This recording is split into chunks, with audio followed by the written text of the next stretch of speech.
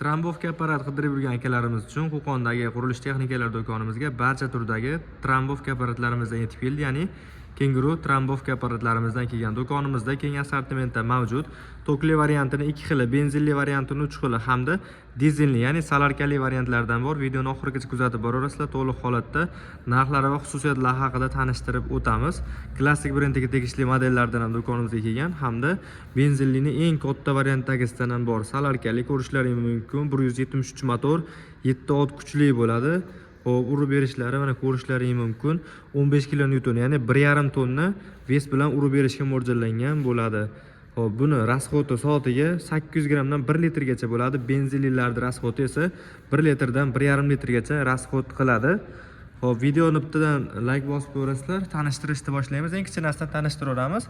Hop, Trombovka klassik brendiga tegishli hamda 3 kilovatlik Xitoy brendiga tegishli Trombovka apparatlarimiz ko'rishlaringiz mumkin.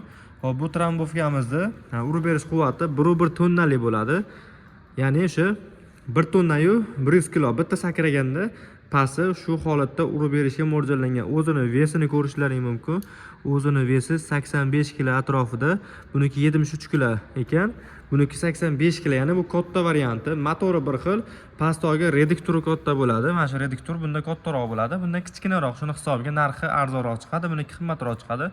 Narxi $300 ga $320 klassiklarga bu $300 narxi chiqadi. Endi benzinli variantini so'ragan akalarimiz uchun benzinlining eng hadoviy variantlari mana shu variantlari bo'ladi.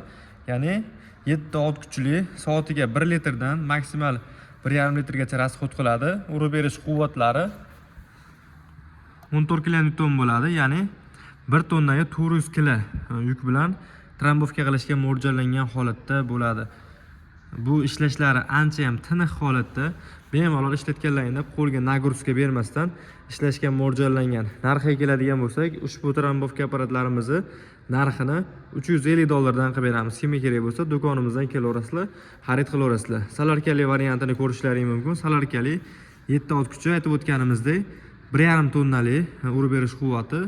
Buni narxi qimmat chiqadi, chunki bilsalaring dizel motor ancha ham qimmat yuradi benzin motorlarga nisbatan. Buni narxi $500. Endi benzinlining eng katta varianti bu ham brutor, ya'ni o'sha 1 tonnaga 400 kg urib berish quvvati, faqat bo'yi balandroq varianti. Reduktori ham sal kattaroq varianti bo'ladi. Endi buni ham o'ziga yarasha klientlari bor. Kimga bunaqa variantdan ham kerak bo'layotgan bo'lsa, buni narxi $390 dan chiqadi.